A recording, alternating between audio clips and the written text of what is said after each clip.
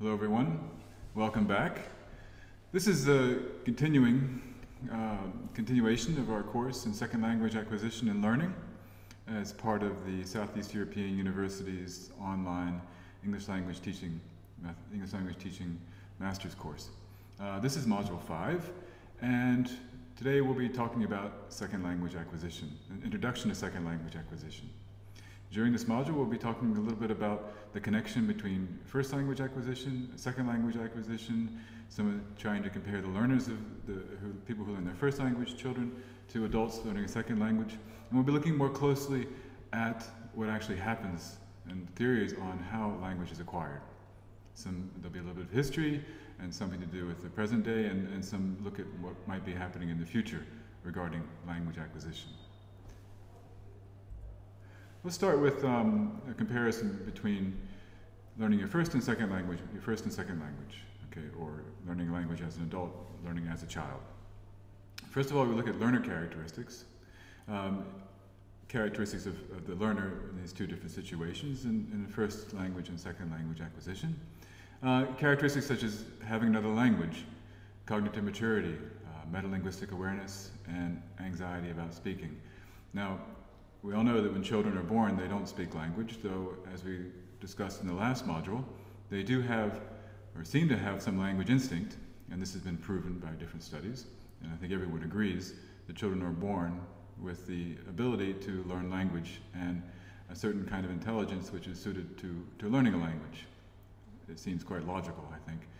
Birds are born to sing the song that those birds sing, just as children are born to speak the language of their species. The same.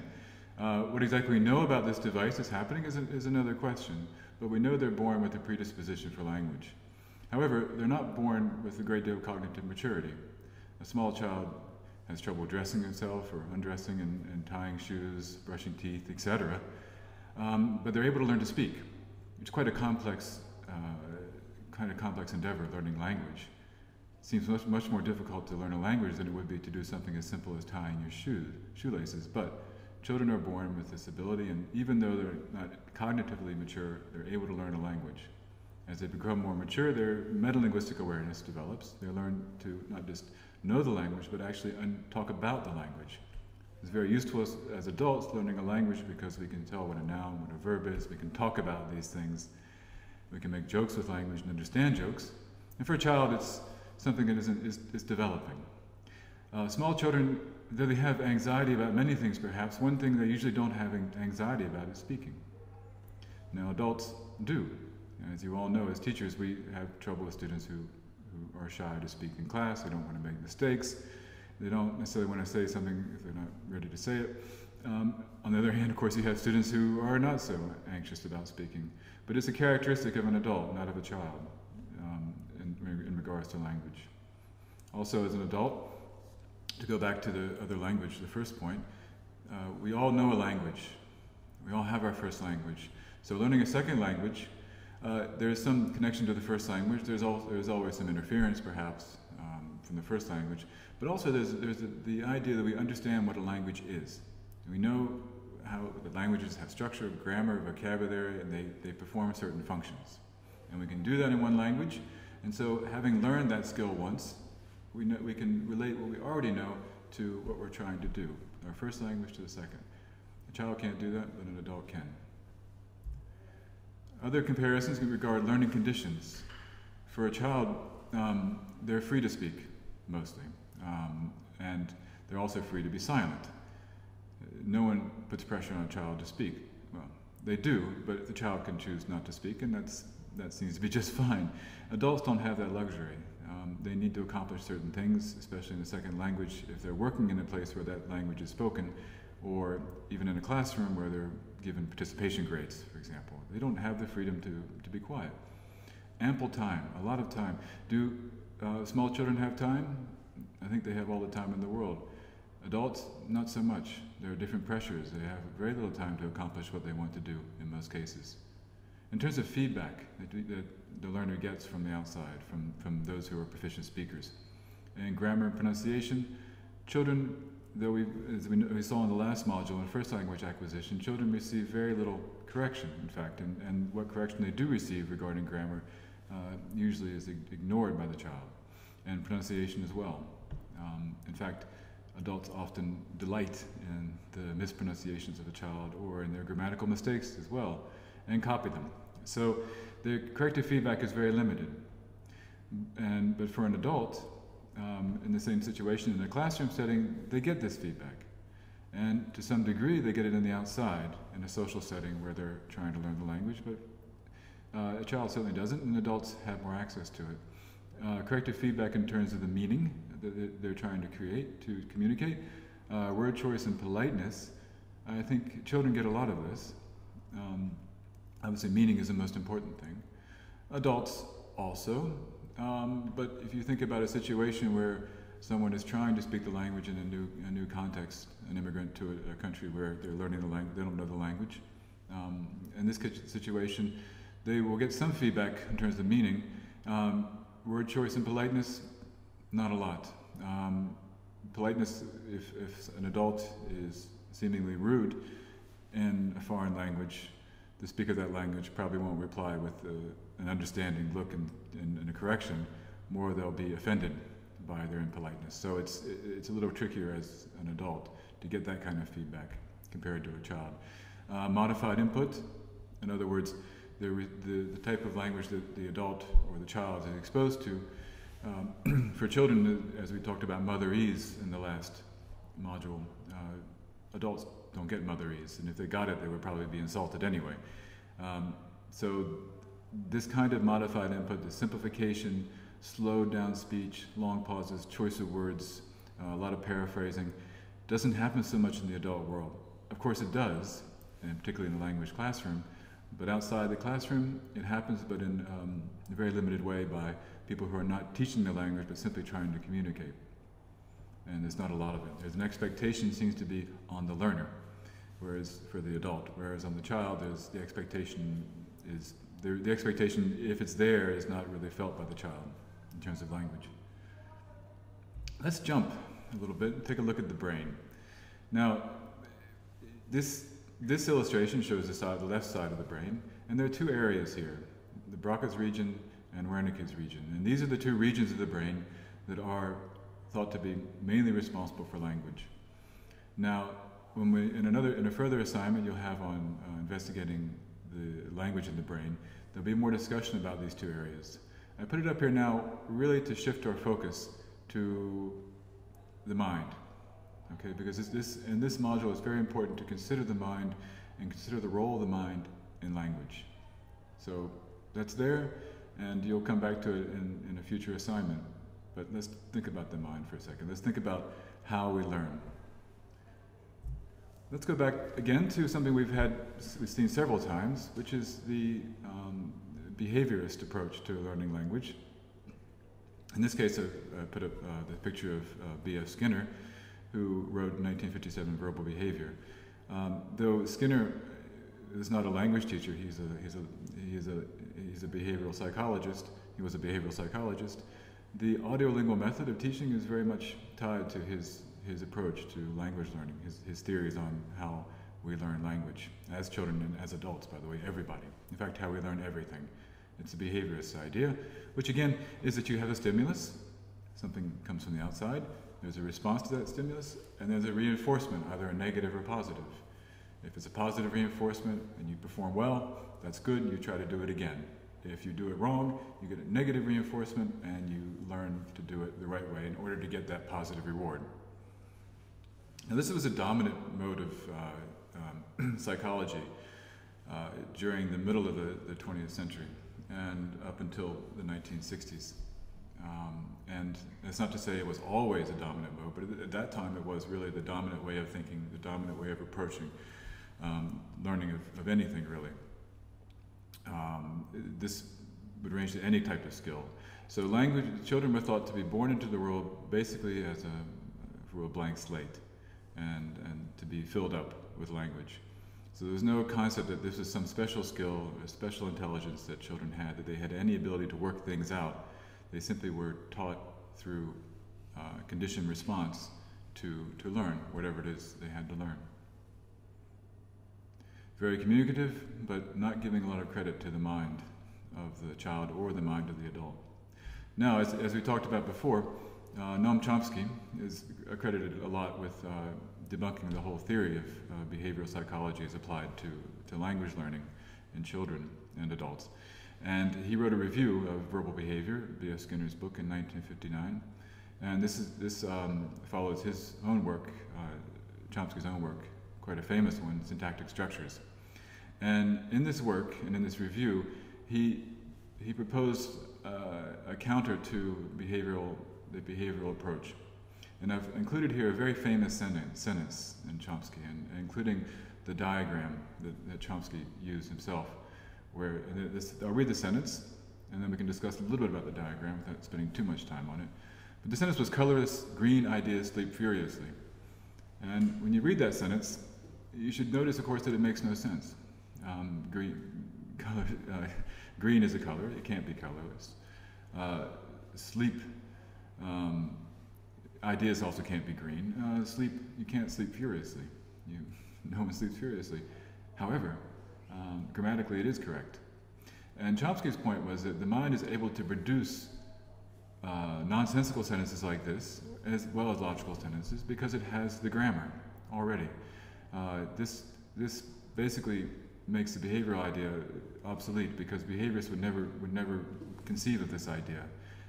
Everything has to be copied, including grammar, including vocabulary. Really nothing is new. And so the mind should not be able to come up with a grammatically correct, illogical sentence like this. And to Chomsky, this was obvious. And once I guess he led the charge. There were others, of course, who had questions about the behavioral approach to learning. But when Chomsky got involved, this really made things shift the focus away from behavioral psychology to cognitive science again, to cognitive psychology, and to the idea of innate learning. Chomsky's famous for this type of diagram, where you have S replying the sentence, you have a noun phrase embedded, another noun phrase embedded in that, and a verb phrase. We won't talk about this in any great deal. If you ever read Chomsky and study Chomsky, then you'll spend a lot of time with this type of diagram. Now, Chomsky's approach to linguistic theory is important because of the effect it had on the language teaching profession. I don't want to go too far away from language teaching, because that's why we're here. This is a master's in English language teaching, and we're all language teachers, and this is our main focus. But to understand the effect Chomsky had, I think you have to understand what Chomsky was trying to do, and there's been a lot of response to him. First, Chomsky's approach to linguistic theory was this. It's a quote from 1965. Linguistic theory is concerned primarily with the ideal speaker-listener in a completely homogeneous speech communication who knows, it should be, it's the speech community's language perfectly, and is unaffected by such grammatically irrelevant conditions as memory limitations, distractions, shifts of attentions and interest, and errors, random or characteristic, in applying his knowledge of this language in actual performance. Basically, in brief, what he's saying is that he's not worried about what happens in life, okay, in daily communication.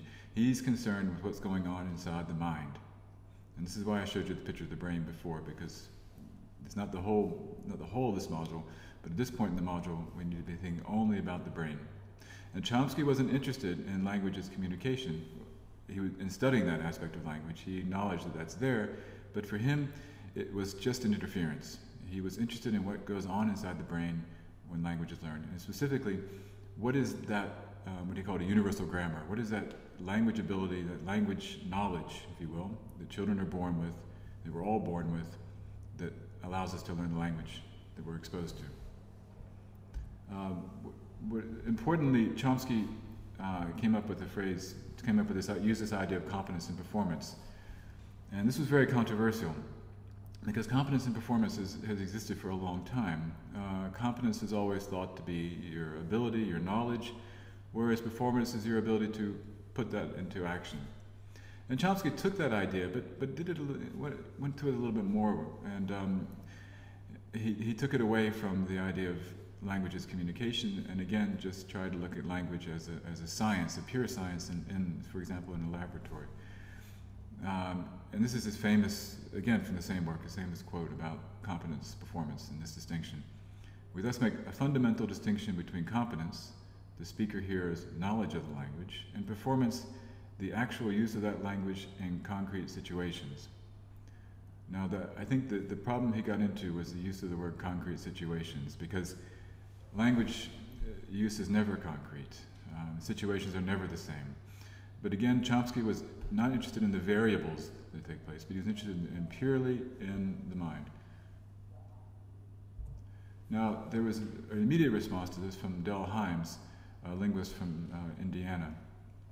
And we'll be discussing Himes again later in a future module when we talk about communicative competence. But this is where it started, and this is where the idea of communicative competence started. Also, this is where the first big reaction to Chomsky took place, and where there became something of a division in language acquisition studies between the cognitivists and the more practical side, the functionalist.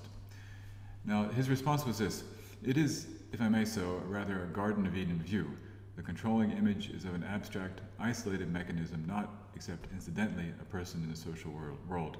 So Himes was making an objection to the fact that Chomsky was so concerned with the mind and not with the real social situation. And his point, as well as I think every other linguist, is that language is for communication. So he's not so concerned with what goes on inside the mind as what comes out of the mind when language is used to communicate. And the next quote: I should take competence as the most general term for the capabilities of a person. Competence is dependent upon both tacit knowledge and ability for use. All right, so he's taking the competence performance distinction that Chomsky had taken and put very much into a mental state and putting it back where it was before, which is to have competence being the knowledge and performance being the application of that knowledge, and to have a greater connection between the two. So this is just an introduction to look at the major conflict that goes on and still continues to go on in language acquisition studies. So what's going on outside the mind? We're going to look at several different models. And the first one we'll start with is Stephen Krashen's monitor model. You're already familiar with this. You remember from methodology from last semester.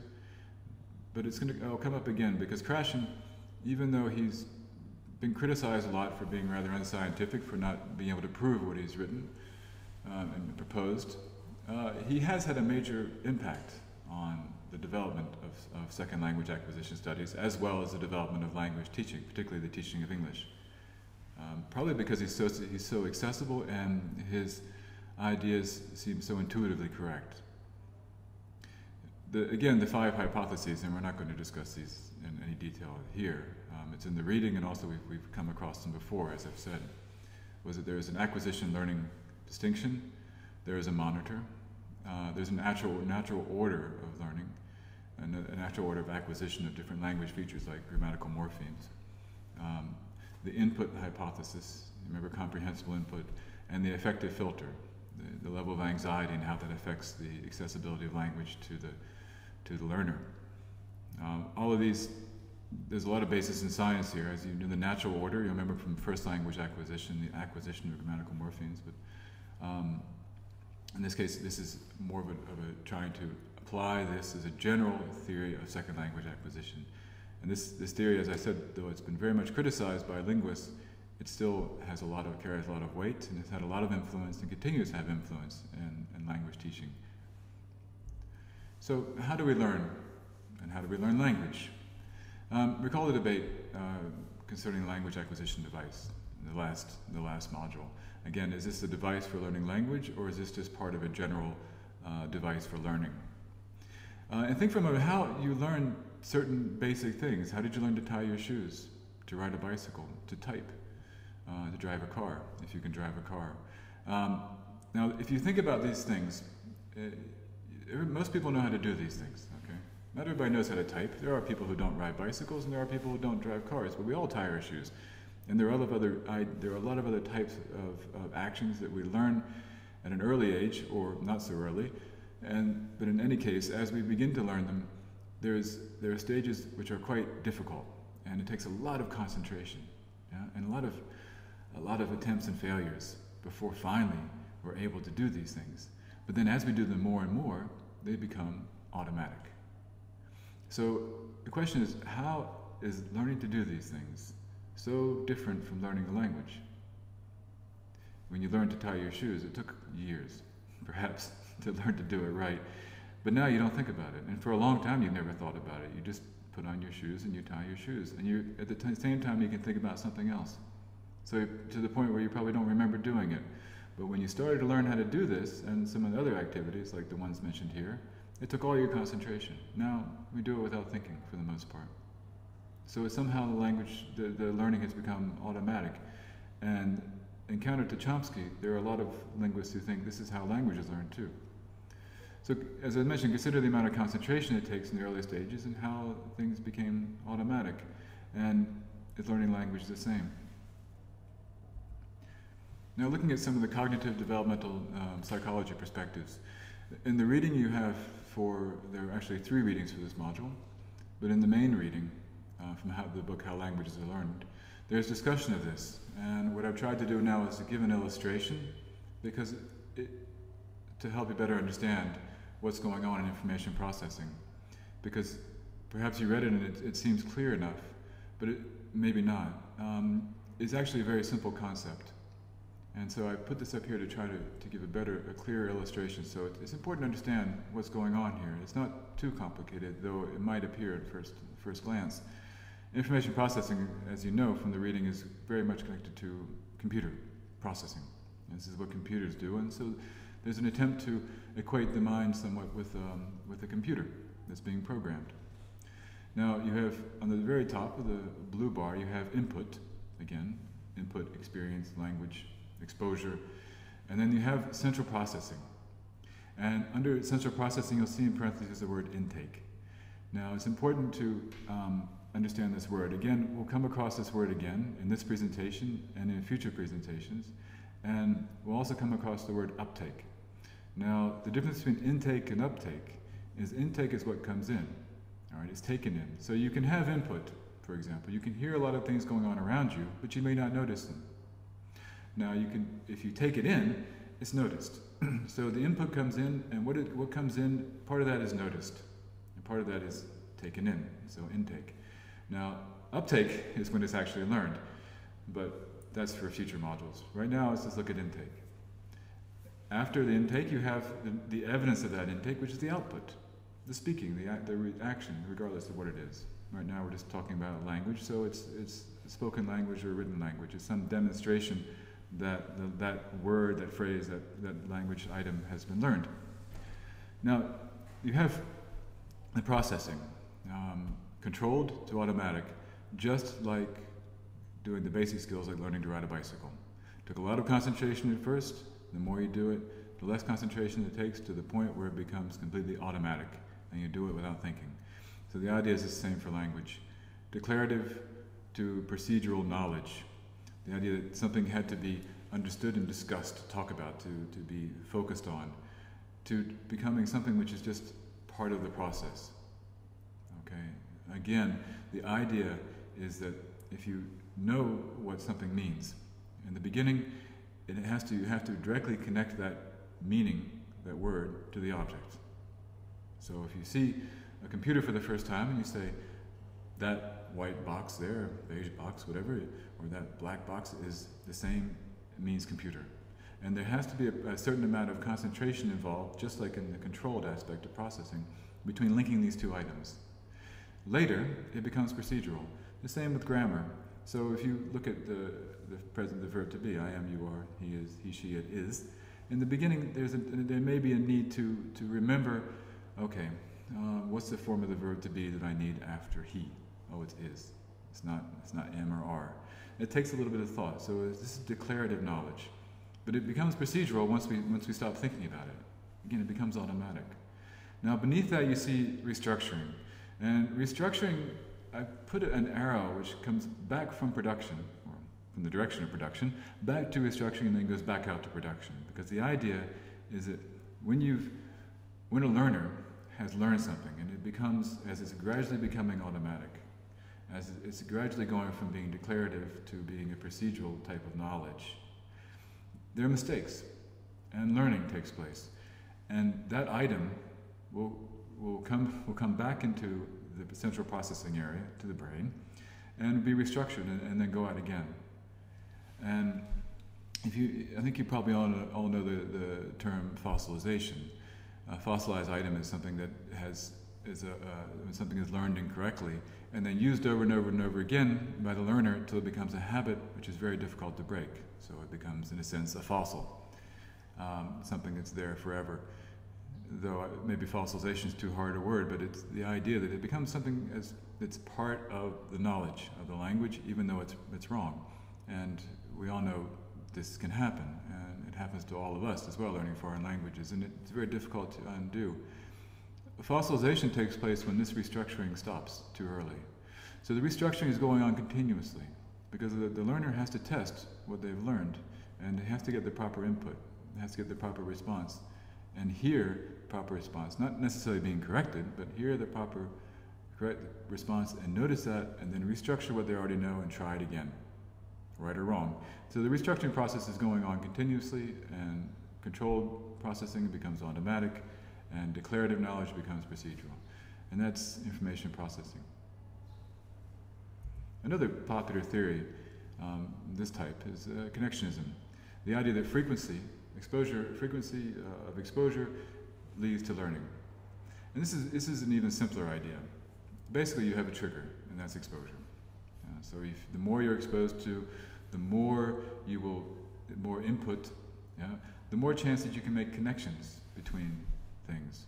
So if it's simply an object and a word to describe that object, the more you get that connection between that object and that word, the stronger the connection will be. Right? And same for grammar as well. And so the more connections, it leads to more connection strength. All right? So the more you have that association, the greater the frequency of being exposed to that situation, then the stronger the connection becomes between the abstract idea of a word and that item or an action and that word to describe that action. And then gradually, over time, a network of connections is built. So it's fairly easy. And this is the idea of connectionism. And learning takes place this way. This is one theory. One of the issues that people do have with connectionism is that words that you hear most frequently should be words that you learn the best. But that's not always the case. If you consider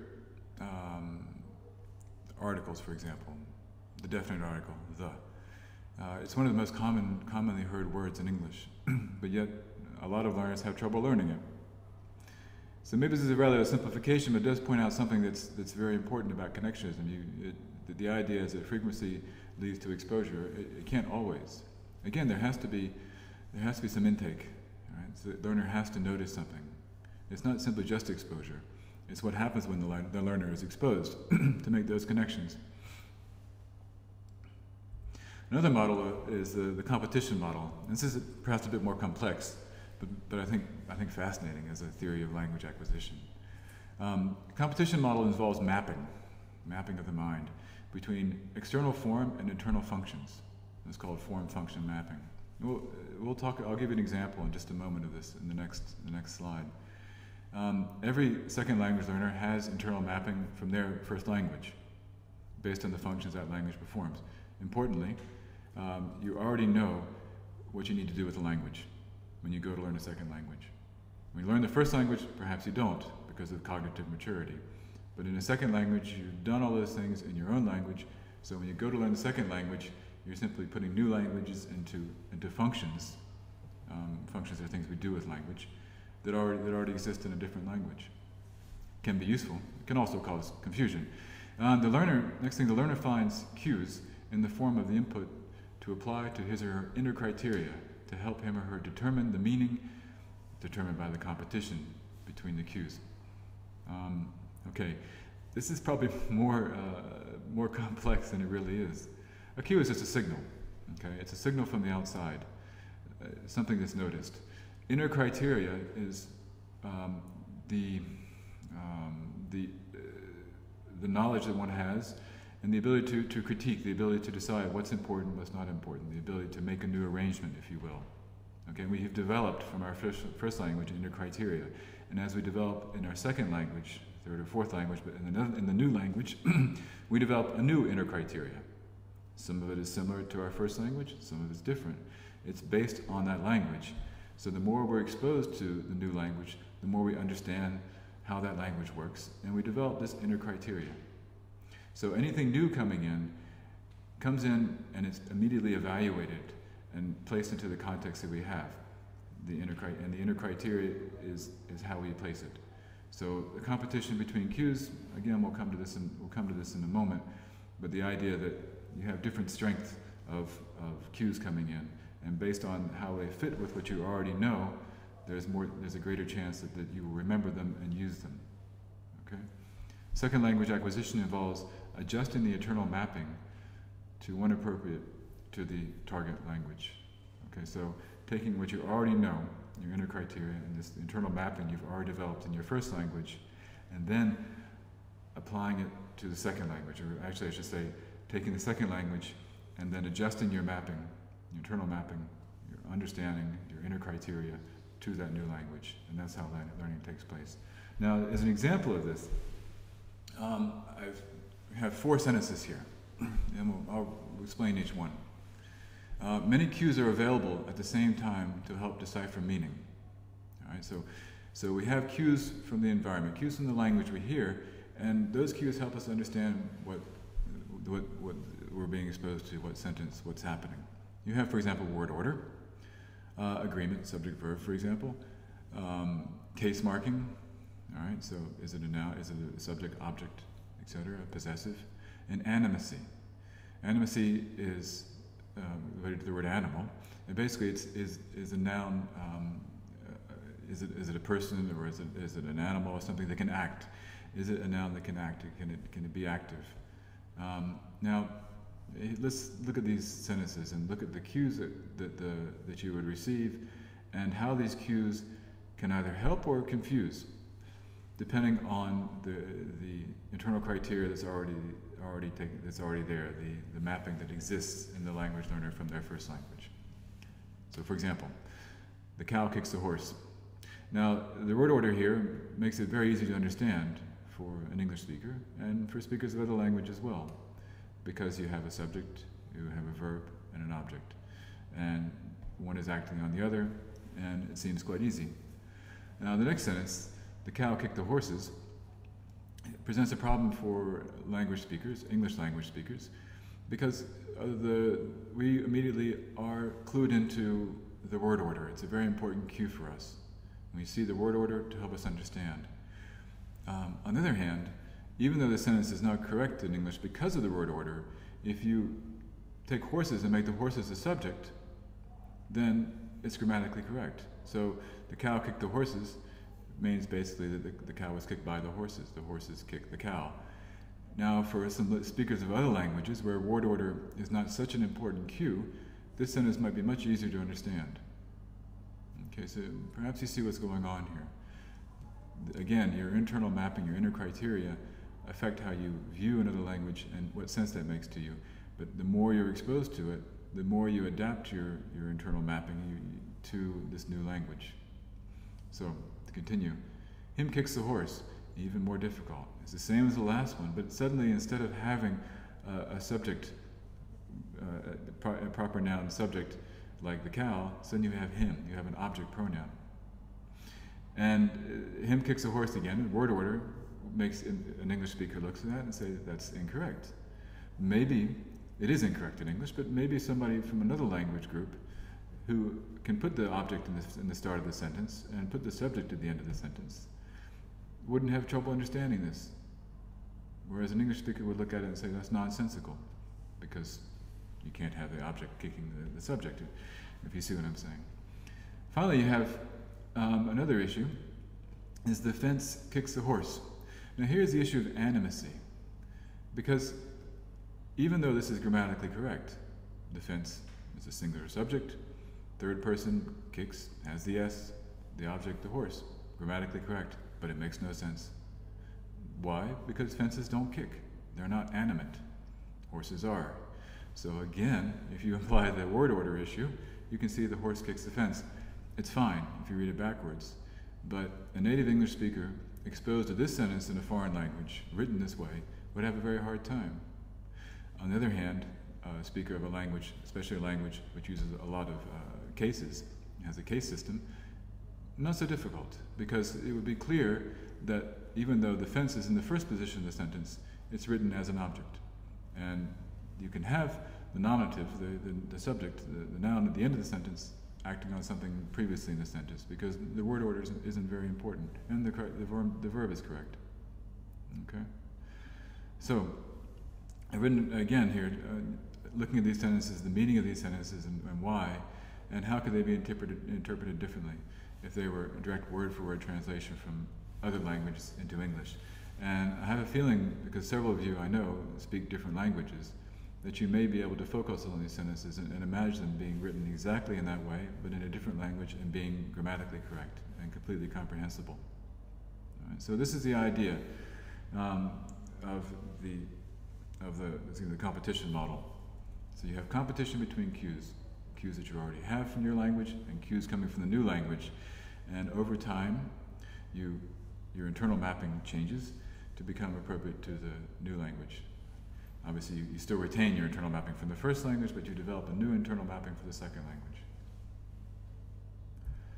Moving into an area which probably might be a bit more interesting and useful as language teachers, there's something called the interaction hypothesis. And this is the idea that via modified interaction, input becomes intake. Now I mentioned intake and uptake. In this case, intake is taken to mean uptake. You have input, and the input is taken in, and then you are able to learn it, then able to make it uptake. The goal is to get comprehensible input. You remember Krashen, the idea that the language comes in, it's comprehensible, you can understand it. Perhaps it's a little bit more difficult, then you can't understand every single word, but you have enough to get the meaning. That's comprehensible input. But that's not enough. The goal is to get comprehensible input, but this input comes through interaction and modification. So there has to be some activity, some engagement on the part of the learner besides just listening passively in order for the language to be learned. Conversation, interaction, modifications, okay? Things that, the modifications that need to happen in order for the input to become intake. You have comprehension checks. In other words, if you ask somebody to repeat something, or you clarify in some other way. Request for that to be clarified by saying, can you say that again, for example. Self-repetition and paraphrase, repeating back what you've heard. So this is an engagement on the part of the listener and the learner to understand better what's coming in. And the idea of the interaction hypothesis compared to, for example, Krashen's hypothesis for comprehensible input is that comprehensible input is important, but it's not enough. In a sense, you can imagine it's like watching television to learn, because you can watch television and maybe you'll pick things up, but it's not going to help you learn at the same level as actually interacting. So if you have a speaker there and you're able to negotiate, you're able to interact and to modify the language, then you have a better chance of learning it. And I have no doubt that as language teachers, this makes perfect sense to everybody. Now another three is grouped under this term, comprehensible output hypothesis, is an extension of this idea somewhat. You have the noticing hypothesis. This is put forward by Schmidt, and we talked about it in methodology last semester. It helps to focus learners' attention, since even though not all learning comes from noticing, it is at least a starting point. And again, just to review, if you notice, you have a chance to learn. If you don't notice, you won't learn it. No chance. So noticing doesn't mean you will learn, but noticing means there's a chance you'll learn. And as teachers, I think this again makes sense. We want to highlight language in a way that learners will understand it, okay? And then if they notice it, to understand it, and then hopefully to learn it. Hopefully. Input processing. It recalls a bit of information processing we talked about before. Since it knows that limiters have limited processing capacity and have to rely on context. Okay, so they need to have that connection between the world and the input, so something concrete to connect to the language that they're learning, that's coming in. Again, consider the television. television does have a lot of concrete reference, but in most cases not a lot. Processability, theory deals with the ability of learners to process different forms based on ease of processing, okay? Showing that mistakes aren't just a matter of transfer from L1. Now this is an interesting theory, and I don't want to just glance over it too quickly, but there's the idea that depending on how easy it is to transfer to something, to process something, that may determine how many mistakes are made. I guess it seems logical. But it's not looked at very often. Very often we think, okay, well, you need to learn basics first, and then you get more complex. That's all well and good, but learning doesn't always happen in that way. As you all know, a classic example of students who continually make mistakes with the third person singular S. It's one of the first things they learn, but they continue to make mistakes with it. Prepositions are another example of the kind of things that can cause trouble, even though they're learned very early on and repeated and repeated and repeated. These things are difficult to process because there may be interference with the internal mapping, if you will, from the first language. Even though they're easy to understand, they're not easy to process. So this is a different way of looking at language and what it means to be difficult or what it means to be easy. So this is the idea of processability. Now, this is also from the reading, of course, another perspective is that of the socio-cultural. And again, if we look back at Chomsky and the mind, and then we talked about Himes and his objection to Chomsky's insistence on language and the mind as a place to study language and not worry so much about what happens on the outside. Now we've really gone outside the mind. Now we're looking at social aspect and cultural perspective together. The main leader of this movement is a Russian psychologist who wrote in the early, I believe it was the mid-20th century, but his works were not published in English till much later. I believe after he'd already died. But he's become famous, and his name is very common, it's everywhere. And if you type in Lev Vygotsky, or you type in ZDP, or the Zone of Proximal Development, in a search, you'll get a lot, and a lot of it will be new. These are very hot ideas, but they're ideas that have been around for a long time, but Vygotsky articulates them quite well. The idea is that social-cultural theory, the idea is that this interaction is a social process, okay? Learning starts from the outside and later becomes internalized. All right? So again, there has to be interaction with the thing to be learned before it can become part of the internal knowledge of a language. So language is learned through socially mediated activities. Now, mediation meaning negotiation, meaning somehow interaction, communication, activities which happen on the outside of the learner. This has to happen outside in order for it to be taken in by the learner and then learned, and then become part of that learner's knowledge, regardless of what that activity is. In this case, we're talking about language. Now, this differs from other theories, and that not so much attention is not so much attention to structural patterns, okay, but more involved with the learner's activity on the outside. As I mentioned, this is quite a contrast to Chomsky and to universal grammar. Whereas if you go back to the language acquisition device and the idea of universal grammar, language the knowledge of language is innate. The structures are there, they're part of our innate knowledge. We're born with it. In fact, we're born with basic, not an understanding of all languages, but the building blocks, if you will, the mapping, if you will, for all languages. And that the learner, the child, small child, gradually figures out which of those parameters, which of those elements of the universal grammar to apply to the language they're being exposed to. And this is very different. This is saying that this isn't even considering that aspect. It's not denying it, but it's not placing any importance on it. It's saying that what really happens is in the mediation with the outside world. It's also different from information processing, and it deals with factors outside the learner rather than just inside the learner's head. Again, if you remember information processing, again, it was still based on what's going on inside the mind, not so much with mediation on the outside of the mind.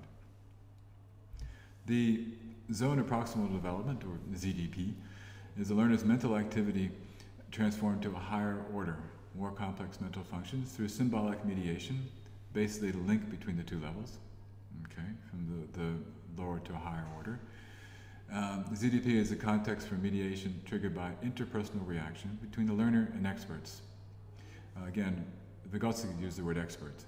An expert, I suppose, will be anybody who is knowledgeable, has more knowledgeable than the learner. In the case of children, that would be adults or older children. In the case of language learners, it would be speakers and English language or language learners who are still at a lower level in language proficiency. The key is collaboration. Again, so the key is working together.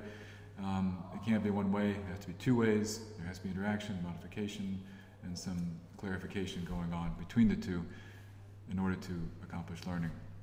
So there is also intrapersonal reaction, again, inside the person. Interaction, including reading, translation, and private speech. In this case, it's, if you apply it to children, this is sometimes called language play, where children seem to talk to nobody but themselves and try language out. And Vygotsky's interpretation was this is another type of interaction, though it's taking place within the learner. It is part of this zone of proximal development, even though it's inside the learner. The main point is that learning is not passive. There is always active participation, whether or not it's taking place in that zone of proximal development outside the learner or inside the learner's head. There's always interaction, there's always participation. To illustrate this, well, first of all, here's a picture of Vygotsky. And here's an illustration of the idea of the ZDP. So you have in the green circle the child's current achievement, what the child knows, or the language learner, in our case, is language teachers. And then you have this zone outside that, all right, very much connected to what we know, but not unlimited. But it's the area where we can interact, the area where we can learn, and then beyond that you have this red area, which is beyond reach of the present. So that's we're not ready for that yet. Now, in this slide, I've jumped back again to the mind, and the reason I'll do this, I'll try to make clear now. First of all, this is René Descartes, and I think you probably all are familiar with this famous phrase, "I think, therefore I am," and which has been translated in every language, and it's everywhere. It's a major saying we all know, a major phrase in philosophy of human beings and who we are and what our minds mean to us. Now, Descartes didn't have much to do with language learning, but this had a profound impact to separate the body from the mind. And I've come back to this for the simple reason that when we started off, I was talking about behaviorism and how behaviorism dominated learning theory and psychology for the greater part of the 20th century. And it's since died out, I would say died out, it still exists, it's still very active, and it actually, and of course it has validity. We all know that we learn by copying and by by receiving reward, etc., and having some kind of reinforcement. At the same time, it was dominant, but it wasn't always dominant. So I've gone back to a person that even Chomsky goes back to, that many linguists go back to say that this is the birth of cognitivism. This is the birth of the mind and body are separate. And the mind can, in a sense, exist not without the body, but in some ways independent of the body. All right. Now, I also included, besides this, I think, therefore I am, some explanation about what that means, what it meant to Descartes when he said it. So the simple meaning of the phrase, I think, therefore I am, is that if one is skeptical of existence, that is in and of itself proof that he does exist. So the fact that you question whether you exist, okay, or whether something else exists, shows that the mind exists, if you will, because it's showing that the mind is not directly under control of the body, and it has some separate function, and the learning takes place in the mind and not just in the body. All right, so again, this is a sort of a higher cognitive level, a meta level, if you will, of looking at the world. Now, people like Chomsky will look at Descartes and say this is absolutely where it's at. People like Delheims and others would say, okay, this is very interesting. This is a great moment in philosophy, history of philosophy, and history of human thinking. However, it hasn't got a lot to do with language. and it's not very important to us as applied linguists and language teachers. But perhaps there's a middle ground, and in the other readings, there are two other readings for this module, and they both deal with the socio-cognitive approach to language. Now, social-cognitive science is a much bigger field, and the language aspect of it, the application of this field to language acquisition is in line with that, with the rest of the approach to social-cognitive learning theory. To quote Atkinson, Dwight Atkinson, the author of these two articles that you have for this module, both language comprehension and language acquisition thus involve publicly observable activities rather than being locked away in invisible cognitive space. I chose this then to compromise with, to compare with Descartes and Chomsky, to say that he's not saying that those things don't happen there. He's saying that they're visible outside and connected to the outside, not just inside this invisible space. And that humans are ecological and adaptive organisms by nature, so there's nothing that we do independent of our environment. Nothing. We adapt, we move, we have to interact with the environment, and everything we do has some connection to the environment. Nothing we see, feel, nothing we see, hear, feel, or do can be separated from our environment, including learning and using language. Now, I'll close with a quote. Looks like it's not going to get on the screen. I'll just read it out. This is by Cook and Seidhofer, 1995. Again, I apologize, this is not appearing on the screen, but I'll read the quote anyway. It's from one of the articles, and so you can find the entire quote there. Language is a genetic inheritance, a mathematical system, a social fact, an expression of individual identity, an expression of cultural identity, an outcome of dialogic interaction, a social semiotic, the intuitions of native speakers, a collection of memorized chunks, the sum of attested data, a rule-based discrete combinary system, or an electrical activation in a distributed network. We do not have to choose. Language can be all of these things at once. I think the idea now is to understand that a lot of the fighting, a lot of the debate between someone who's cognitivist and someone who's fundamentalist, someone who believes in locating language just in the mind, some people think that's not relevant. In fact, language learning takes place outside the mind, if you will, or that there's a device inside the mind for learning language, and no, that device is the same as used for learning every other skill, everything else we do. In amongst all this debate, I think there are two things to remember, particularly one is a general thing and one is us specific for language teachers. The first thing is that all these things have some truth, just as behavioral psychology also has some truth, but they're not absolute. One example of this might be to say that the language acquisition device, as we mentioned during first language acquisition in that module, that this acquisition device is very useful at the beginnings of the language stages. So perhaps children are born, why not, with the ability to understand language. And perhaps that ability is not specified, and through exposure it becomes specified. However, there are complexities which cannot be accounted for inside the brain alone. There are things that have to be learned, and they're learned through exposure and interaction in the environment around us. The next thing, which is more specific to us as language teachers, is that from all of this we can see that language learning is a very dynamic process, and we should not just take it for granted. All right? And just because a textbook says to do this at this point, it doesn't mean that learners are going to learn. I mean, we know that already. We know that learners don't always learn what we teach them. So we have to think about the fact that language learning is a dynamic process, and that what we see happening, coming out of learners' mouth, or evidence that they understand something, is not the finished product.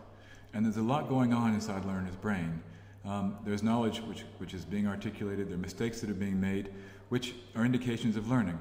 Not of bad learning, but of the learning process. And so again, I think it's important to think about the process. So with that conclusion on the process, again, I'll apologize for the last slide, and hopefully we'll have this problem fixed by next time. And I'll be in touch again for Module 6. Take care.